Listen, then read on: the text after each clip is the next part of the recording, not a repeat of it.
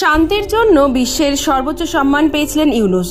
তিনি এবং তার গ্রামীণ ব্যাংক কি করেছিলেন তিনি যে জন্য তাকে নোবেল পুরস্কারের জন্য নির্বাচিত করা হয়?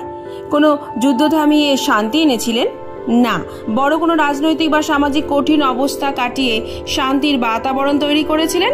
না, তার গ্রামীণ ব্যাংকের বিশেষ অর্থনৈতিক ব্যবস্থার জন্য গরিব মানুষ খুব উপকৃত হন এবং এর ফলে একটি বড় আর্থিক বন্টন ব্যবস্থাও সহজ হয়ে যায়।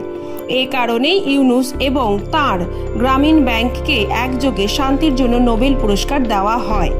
বাস্তবে কোনো দেশে অশান্তির আগুন নেভানোর ব্যাপারে কি কোনো পূর্ব অভিজ্ঞতা আছে?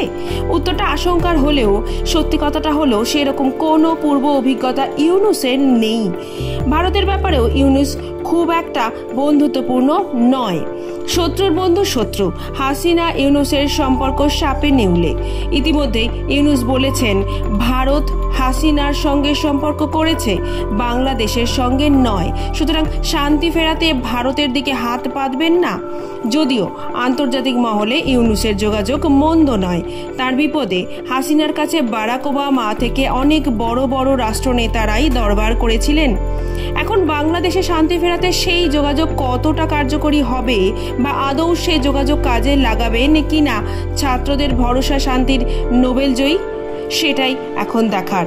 SS media report.